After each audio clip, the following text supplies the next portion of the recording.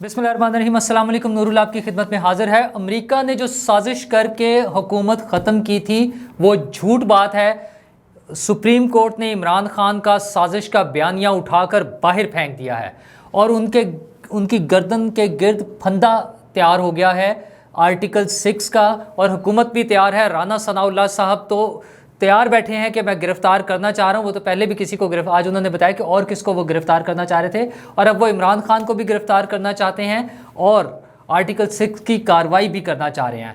और ये सारी बातें सुप्रीम कोर्ट का फ़ैसला और हुकूमत का रद्द अमल सुनकर पीटीआई के लोग इमरान खान साहब समेत छत से लग रहे हैं जाके। वैसे तो वो आसमान से भी लगाते हैं फवाद चौधरी साहब तो कुछ लोगों को, लेकिन वो छत से लग रहे हैं, जिसमें इमरान खान साहब खुद शामिल है, फवाद चौधरी साहब शामिल है, असद कैसर साहब, पूरी पार्टी उछल रही है कि ये क्या हो गया है।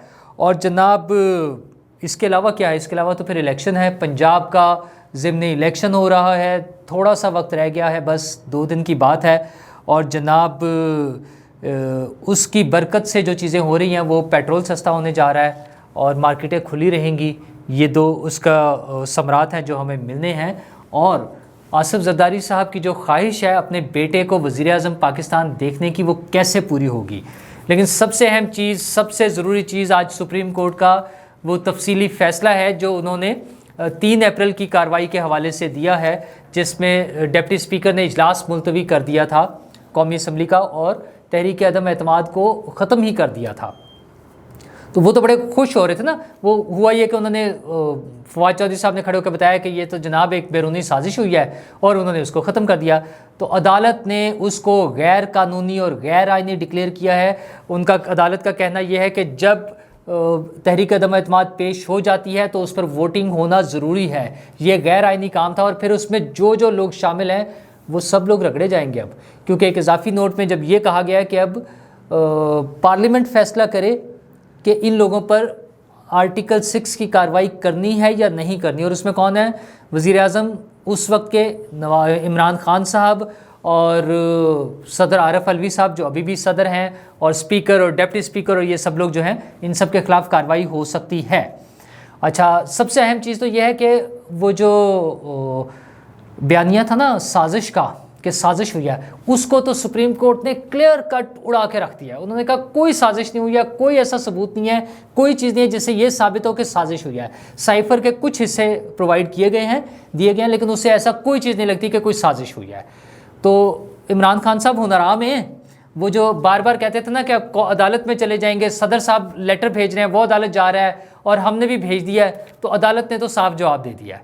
तो अब ज़ाहिर है ये देखें, पार्टी का एक बड़ा मज़ेदार काम है पीटीआई का कि जहाँ से भी फ़ैसला उनके ख़िलाफ़ आए, वो चाहे पोलिंग स्टेशन हो, चाहे इलेक्शन कमीशन हो, चाहे अदालत हो, चाहे इस्टेब्लिशमेंट हो, कि जब वो उनकी हिमायत ख़त्म हो जाए, ख़िलाफ़ फ़ैसला भी नहीं, जब उनकी हिमायत ख़त्म हो जाए तो फिर वो उन पर टूट पड़ते हैं और फिर उनके वो माफ़ी नहीं देते वो उनको। तो यही हाल आज अदालत के साथ किया है उन्होंने।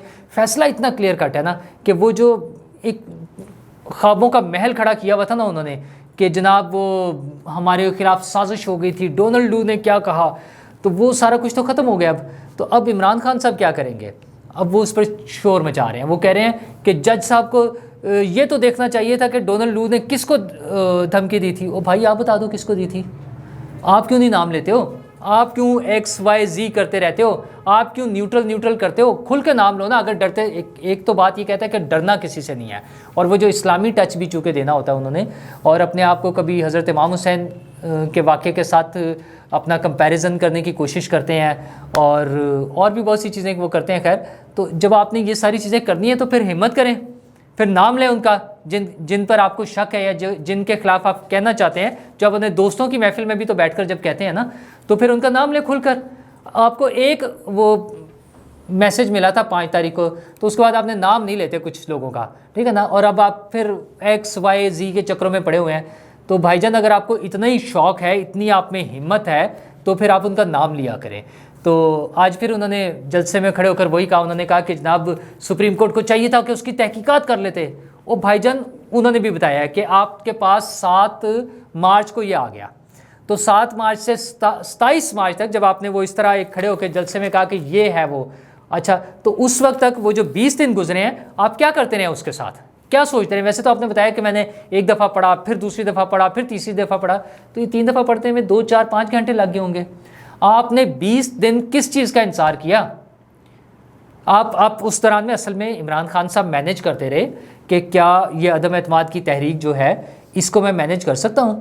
وہ جو میرے ساتھ سے پارٹیاں ٹوٹ رہی ہیں, ظاہر حکومت اپنے لوگ تو تھے نہیں ان کے پاس پورے, تو انہوں نے چھوٹی چھوٹی پارٹیوں سے مل کے, جو کم نمبر والے لوگ تھے ان کے ساتھ مل کے حکومت بنائی تھی, تو وہ کوشش کرتے رہے کہ وہ میرے ساتھ رہیں, جائے نہ. جب 27 تاریخ تک آ گئی اور انہیں یقین ہو گیا کہ اب ان کے ساتھ نہیں ہیں لوگ, MQM نے بھی اناؤنس کر دیا, BAP نے بھی اناؤنس کر دیا تھا, تو پھر انہوں نے شور مچانا شروع کر دیا. پھر وہ سازش ہو گئی. وہ ایک لطیفہ ہے نا مشہور کہ چیک باؤنس ہونے کا کب پتہ چلتا ہے, تو خان صاحب کو 27 تاریخ کو جا کے پتہ چلا 7 تاریخ والے مراسلے کا کہ وہ مراسلہ آیا ہوا ہے اور وہ سازش ہے اور وہ اس ملک کے خلاف سازش ہے.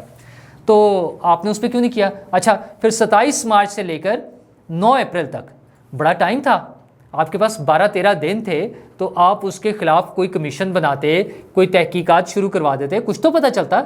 یہ تو 2-4 دنوں میں کام ہو جانا تھا, تو آپ یہ 12 دن کس چیز کا انتظار کرتے رہے؟ عمران خان صاحب نے 9 اپریل کی رات کو 9 بجے کیبنٹ سے اپروول لی کہ میں اس کو ڈی کلاسیفائی کروں گا. اچھا ڈی کلاسیفائی کرنے کی اپروول کب لے رہے ہیں؟ 9 اپریل کو. اور 3 اپریل کو ڈپٹی اسپیکر صاحب اسمبلی میں بیٹھ کر, قومی اسمبلی میں بیٹھ کے کہہ رہے ہیں کہ وہ مراسلہ جو ہے وہ پاکستان کے خلاف سازش ہے, اس لیے ہم یہ عدم اعتماد کی تحریک کو مسترد کرتے ہیں. سبحان اللہ. کیا عمران خان صاحب آفیشیل سیکرٹ ایکٹ کی خلاف ورزی کے مرتکب ہوئے ہیں؟ کیونکہ کابینہ سے بھی ڈی کلاسیفائی کرنے کی منظوری تو جو انہوں نے 9 اپریل کو لیا ہے, تو 3 اپریل کو ڈپٹی اسپیکر کو کیا انہوں نے دکھایا تھا جس کی بنیاد پہ انہوں نے قومی اسمبلی کا اجلاس ختم کر دیا اور تحریک عدم اعتماد مسترد کر دی؟ تو وہ کیا تھا جناب؟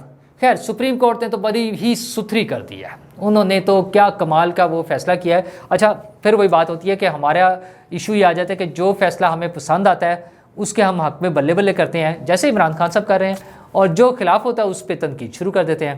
تو اس پر تنقید ہو گیا. ایک تو عمران خان صاحب خود جلسے میں یہ جو فرما رہے ہیں کہ عدالت کو تحقیقات کرنی چاہیے تھی, اور وہ دیکھ تو لیتے کہ ڈونلڈ لو نے کیا کہا ہے اور کس کو کہا ہے. اچھا دوسری چیز, وہ ایکس اور وائی, وہ نہیں جان چھوڑ رہے ایکس وائی کی عمران خان صاحب نا. یار عمران خان صاحب آپ اس لیول کا لیڈر, پرائم منسٹر رہا ہو, اور آئندہ کے لیے بھی اس کو لگتا ہے کہ اسی نے پرائم منسٹر بننا ہے, اور ڈرنا آپ نے مسٹر ایکس سے ہے, ٹھیک ہے, اور ایکس کا گریڈ آپ کو پتہ ہے نا. اچھا آپ سے زیادہ کس کو پتہ ہوگا. تو اس گریڈ پہ اگر آپ ڈر رہے ہیں تو اس سے اوپر والوں کے سامنے آپ کا کیا حال ہوتا ہوگا. مطلب آپ ان کا نام نہیں لے سکتے ہیں, نہ ایکس کا نہ وائی کا, دونوں کا نام اور گریڈ آپ کو بہت اچھی طرح پتہ ہے, لیکن آپ نام لیتے ہوئے ڈرتے ہیں اور لوگوں کو کہتے ہیں کہ ڈرنا نہیں ہے, اللہ کے سوا کسی سے نہیں ڈرنا, اور آپ پھر قرآنی حوالوں پہ لے جاتے ہیں, پھر آپ اسلام کو بیچ میں لے آتے ہیں تاکہ لوگ کوئی اس پہ بحث نہ کر سکیں. ویسے تو خیر آج سپریم کورٹ نے بھی قرآنی آیات سے اس کا آغاز کیا ہے, اور یہ پہلی دفعہ نہیں ہے, اس سے پہلے بھی کچھ فیصلے ایسے آتے ہیں جس میں قرآنی آیات کو شامل کر لیتے ہیں. اچھا اچھی بات ہے ویسے تو, اللہ کے کلام کو اگر کہیں پڑھا جائے, سنا جائے, لوگوں تک پہنچایا جائے تو بہت اچھی بات ہے, لیکن یہ کوئی شرعی کورٹ تو ہے نہیں. یہ تو وہ کورٹ ہے جس نے آئین پاکستان, وہ جو ایک بک چھپی ہوئی ہے, اس کے مطابق فیصلہ دینا ہے.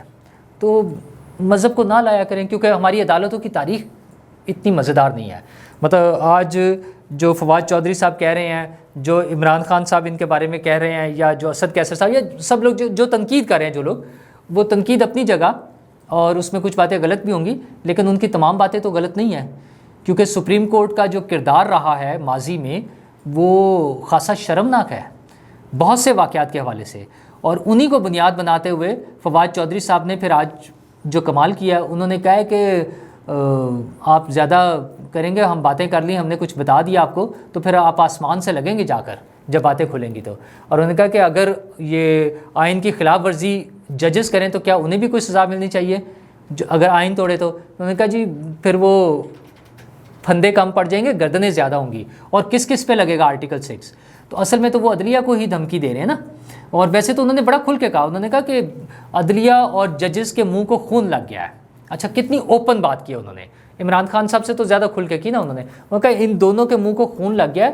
اور لیکن جو غلط بات کر رہے ہیں اس کے ساتھ وہ یہ کہہ رہے ہیں کہ عدلیہ اور ججز جو ہیں بند کمروں میں فیصلے نہ کریں, عدالت میں کر رہے ہیں یار فیصلے. وہ جو بھٹو کا قتل تھا وہ بھی عدالت میں ہوا تھا فیصلہ، وہ جو نظریہ ضرورت تھا وہ بھی عدالت میں ہوا تھا، اور سارے جو نواز شریف صاحب کو فارغ کیا گیا وہ بھی عدالت میں ہوا، جو یوسف رضا گیلانی صاحب کو گھر بھیجا گیا وہ بھی عدالت میں ہوا۔ ججز نے فیصلے عدالت میں ہی کرنے ہوتے ہیں، صحیح یا غلط وہ ایک الگ چیز ہے۔ آپ کیا سمجھتے ہیں کہ انہیں ڈی چوک میں کھڑے ہو کے فیصلے کرنے چاہیے؟ آپ کی طرح پھر جس کے ساتھ زیادہ لوگ ہوں گے اس کا فیصلہ تسلیم ہوگا۔ آپ سمجھتے ہیں کہ آپ کے ساتھ زیادہ لوگ ہیں تو آپ کا فیصلہ تسلیم ہونا چاہیے۔ چلیں اگر مولانا فضل الرحمان صاحب زیادہ لوگ لے آتے ہیں تو پھر ان کا فیصلہ مانا جائے گا، طاہر القادری صاحب اگر زیادہ لوگ لے آتے ہیں تو پھر ان کا فیصلہ مانا جائے گا۔ فیصلے عدالتوں میں ہونے چاہیے۔ ہاں ان کی یہ بات بالکل ٹھیک ہے جو انہوں نے عدالت پہ تنقید کیا، انہوں نے کہا کہ ان کے تقرری کا معیار ٹھیک نہیں ہے، اس کے جو سسٹم ہے وہ اپوائنٹمنٹس کا وہ ٹھیک نہیں ہے۔ لیکن اس میں نیگیٹو بات یہ ہے جو فواد چودھری صاحب کے خلاف جاتی ہے کہ 3.5 سال ان کی حکومت رہی ہے۔ حضور والا آپ وہ 3.5 سال میں اس سسٹم کو ٹھیک کر لیتے۔ ویسے تو ماشاءاللہ آپ بڑے مشہور وکیل رہے ہیں اور آپ کے چچا جان جو ہے چیف جسٹس بھی رہے ہیں لاہور ہائی کورٹ کے، اور آپ دونوں کی جو شہرت ہے وہ حامد خان صاحب نے، آپ ہی کی پارٹی جو پی ٹی آئی ہے اس کے بڑے لیڈر ہیں، وہ پہلے تھے پھر نکل جاتے ہیں پھر آ جاتے ہیں۔ عمران خان صاحب کے ساتھ ان کی محبت بھی چلتی رہتی ہے۔ انہوں نے اپنی بک میں جو فواد چودھری صاحب آپ کے بارے میں اور آپ کے چچا جان کے بارے میں جو چیزیں لکھی ہوئی ہیں وہ بھی کافی قابل شرمندگی ہیں باتیں، ویسے وہ بھی کوئی قابل فخر نہیں ہے۔ لیکن بہرحال ہماری یہ عدالتی نظام میں یہ مسائل ہیں، فلاز موجود ہیں، چیزیں ٹھیک نہیں ہیں۔ کسی نہ کسی حکومت کو تو یہ ہمت کرنی پڑے گی۔ حکومتیں اپنی سپیس چھوڑتی ہیں، بلیک میل ہوتی ہیں، ایگزیکٹلی بلیک میل ہوتی ہیں، اور ورنہ اپنے قوانین بنائیں۔ پارلیمنٹ کے پاس حق ہے نا، پارلیمنٹ کو حق حاصل ہے۔ اب جو وہ کہہ رہے ہیں آپ کے اسد کیسر صاحب کہ عدالتوں کو اختیار نہیں ہے کہ پارلیمنٹ کے معاملات میں دخل دے، تو یہ تو خود ہر معاملے کو لے کر عدالتوں میں چلے جاتے ہیں۔ آپ عدالتوں کی بجائے پارلیمنٹ پہ بھروسہ کریں، پارلیمنٹ میں فیصلے کریں اور آ جائے۔ تو اب آج رانا ثناء اللہ صاحب نے یہی کہا ہے نا، وہ کہہ رہے ہیں کہ میں اب کابینہ سے درخواست کروں گا کہ وہ منظوری دیں کہ آرٹیکل 6 کا مقدمہ بنایا جائے۔ اچھا آرٹیکل 6 ویسے میری ذاتی خیال میں نا یہ بہت زیادہ اوور ہو جائے گی چیز۔ آپ اس طرح سے آرٹیکل 6 بننے لگے تو پھر کل کو سبھی پھنسیں گے۔ آج تو ہم پارلیمنٹ کا اجلاس کو سسپینڈ کرنا اور روک دینا اور ٹائم ڈیلے کرنا ان چیزوں پہ یہ لگا رہے ہیں نا، تو پھر کچھ اور چیزوں پہ بھی لگا کرے گا۔ تو اس کی بجائے جس پہ لگنے والا ہے اس کے بارے میں سوچیں۔ آئین توڑنے والے جو آئین توڑ کے ملک پہ قبضہ کر لیتے ہیں یونیفارم میں آ کر، اس کے بارے میں سوچیں کہ کیا ان کے بارے میں آپ کچھ کر سکتے ہیں یا پھر اپنے قانون میں ترمیم کر لیں۔ تو پھر یہ جو ہے نا اس پہ مجھے تو نہیں لگتا کہ ایسا پاسبل ہے، یہ نہیں ہونے والا۔ اور ساتھ ہی انہوں نے کہا کہ میں کابینہ سے منظوری لوں گا کہ عمران خان صاحب کو گرفتار کر لیں، اور اگر مجھے اجازت مل گئی تو میں تو بس فوراً ہی گرفتار کر لوں گا۔ تو وہ تو فوراً گرفتار کرنا چاہتے ہیں، بلکہ انہوں نے ایک اور بات بتائی ہے بڑی مزیدار۔ انہوں نے کہا میں نے تو شیخ رشید کو بھی گرفتار کرنے کا پلان بنا لیا تھا، لیکن شیخ صاحب چھپ گئے تھے۔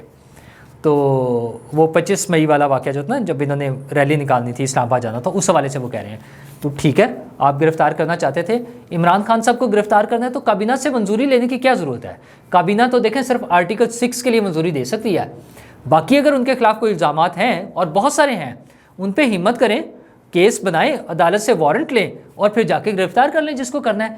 یہ وہ جو پرانے طریقے تھے، جیسے رانا صاحب آپ خود گرفتار ہوئے یا آپ کے لوگوں کو اٹھا لیا جاتا تھا جھوٹے مقدمات میں، اس طرح سے نہ کیجیے گا۔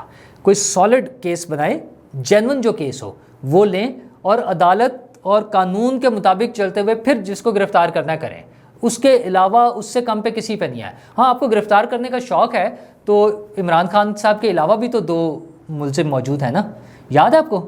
شاید نہیں یاد ہوگا، میں آپ کو یاد کرا دیتا ہوں۔ ایک تو شہریار آفریدی صاحب ہیں جنہوں نے آپ کو گرفتار کیا تھا، جن کی وزارت میں، اور وہ بیٹھ کے قسمیں کھاتے تھے کہ آپ سے ہیروئن نکلی ہے جس میں آپ کو سزائے موت ہو سکتی تھی۔ تو آج آپ انہیں کیوں نہیں گرفتار کر سکتے؟ اس کے لیے بھی طریقہ ہے، آپ کورٹ میں جائیں گے، آپ ثابت کریں گے کہ انہوں نے جھوٹا مقدمہ بنایا اور جھوٹی گواہیاں پیش کی، اور اس کے مطابق آئین کے جو آرٹیکلز ہیں ان کے مطابق 2 کلاز ان پہ لگتی ہیں، ایک میں 7 سال کی سزا ہو سکتی ہے اور ایک میں 10 سال کی سزا ہو سکتی ہے، تو اس پر آپ جا سکتے ہیں۔ ہاں اگر رانا ثناء اللہ صاحب کو سزا ہو چکی ہوتی، عمر قید یا سزائے موت، تو پھر اس پہ انہیں بھی ایسی ہی سخت سزا مل سکتی تھی۔ ابھی جس حد تک کیس چلا تھا صرف گرفتاری کی حد تک، اس پہ اگر آپ ثابت کر دیں عدالت میں ان کی غلط بیانی اور ان کا جھوٹ، تو جو کہ ثابت شدہ ہے، لیکن عدالت کی اپنی ایک کارروائی ہے نا، وہ پوری کرنی پڑے گی، تو انہیں 7 سال یا 10 سال کی سزا ہو سکتی ہے۔ ایک تو انہیں پکڑنا ہے، تو آپ وزیر داخلہ ہیں، انہیں پکڑ لیں، ان کے خلاف کارروائی تو شروع کریں، اس کے لیے تو آپ کو کابینہ کے اپروول کی بھی ضرورت نہیں ہے۔ اور دوسرا ہے جناب جسٹس ریٹائرڈ جاوید اقبال صاحب، عید کی چھٹیاں گزرے بھی 2 دن اور گزر گئے ہیں، عید کی چھٹیاں گزرنے کے بعد 2 ورکنگ ڈیز گزر گئے ہیں، کوئی کارروائی کریں جناب۔ آپ عدالت سے جو چاہتے ہیں کہ سو موٹو لے، حکومت کوئی کارروائی کرے، اس جو شرمناک ایک کردار ہے جنہوں نے بے شرمی کی حد کی ہوئی تھی، آپ ان کے خلاف کارروائی شروع کریں، عدالتی ان کے خلاف جو پرچہ کرنا ہے، طیبہ کے جو الزامات ہیں ان کے حوالے سے، اور آمنہ جنجوعہ صاحبہ نے جو ایک خاتون کے حوالے سے بتایا، اس حوالے سے اس پہ کارروائی کریں اور انہیں پکڑیں، انہیں گرفتار کریں، لے آئیں عدالت میں اور انہیں سزا دلوائیں۔ کہیں تو اپنی ہمت دکھائیں، اپنی ریٹ دکھائیں، حکومت کی وزیر داخلہ کی ریٹ دکھائیں جناب۔ یہ ہم سیاسی نعرے چھوڑ دیں، ہمیں جو سیاسی نعرے آپ لگائے جا رہے ہیں نا ان کو چھوڑ دیں، وہ نہ کریں، اصل کام کر کے دکھائیں۔ اور جناب پنجاب میں ضمنی الیکشن کی تیاریاں دھوم دھڑکے سے جاری ہیں، 2 دن رہ گئے ہیں بس تقریباً، آج کیا ہو گیا 14 ہو گئی ہے، تو 16 کی رات تک وہ ہے کیمپین، 14 تو گزر گیا آج، تو 15 16 2 دن ہیں، اور 16 کی رات کو کیمپین ختم ہو جائے گی، اور پھر 18 کو الیکشن ہے، ٹوٹل 4 دن ہے، اور بڑا ٹف کمپٹیشن ہوا ہے۔ ایک حلقے پہ دونوں پارٹیاں زور لگا رہی ہیں، ان کے M N As, M P As, وزراء سب گئے ہوئے ہیں۔ آج آپ کو صرف ایک حلقے کا چھوٹا سا میں بریف دوں، وہ ہے پی پی 7 پنڈی کا، اور جناب پی پی 7 پنڈی میں جو اس وقت صاحب الیکشن لڑ رہے ہیں نون لیگ کی طرف سے، وہ ہیں راجہ صغیر صاحب۔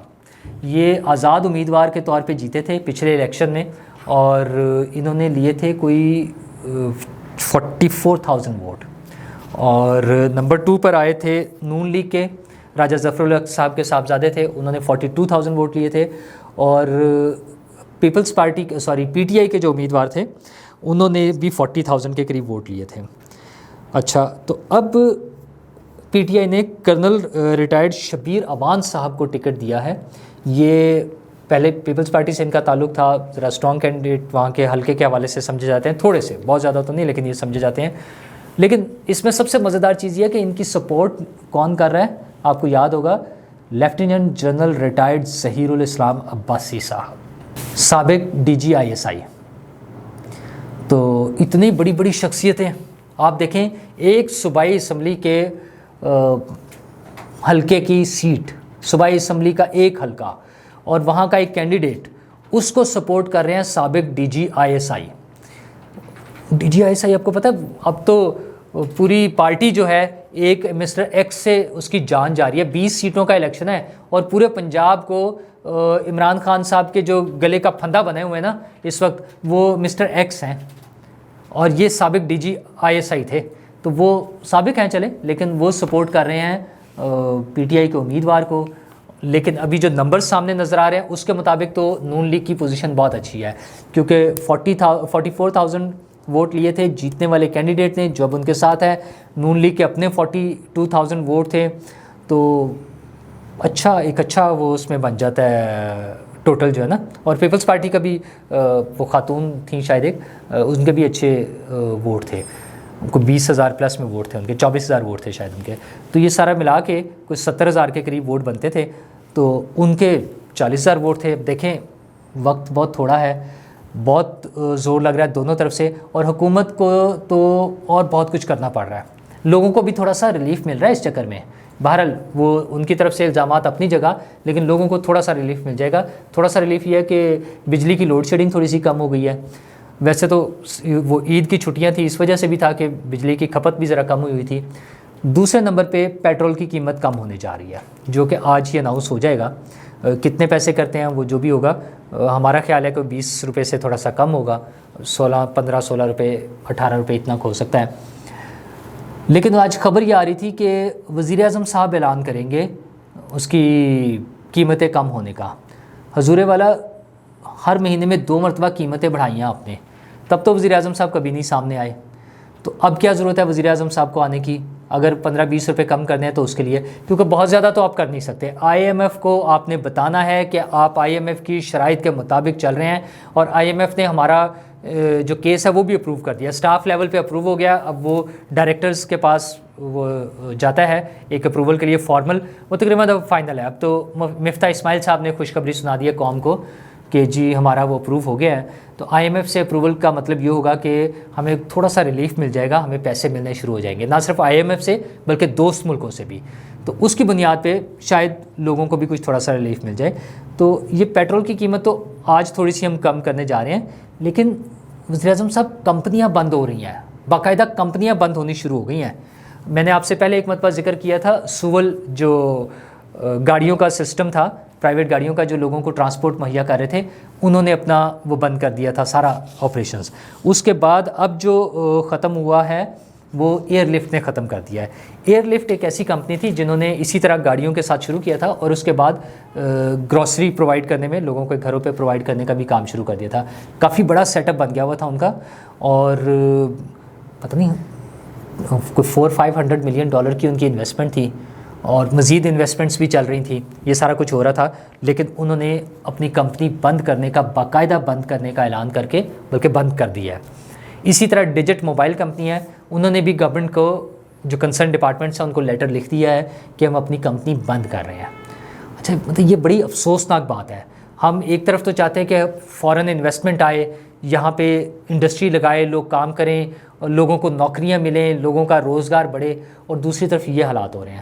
اچھا اس میں وجہ کیا ہے؟ لوڈ شیڈنگ، فیول کی قیمتیں، بڑھتی ہوئی قیمتیں، اور امپورٹ پر پابندی.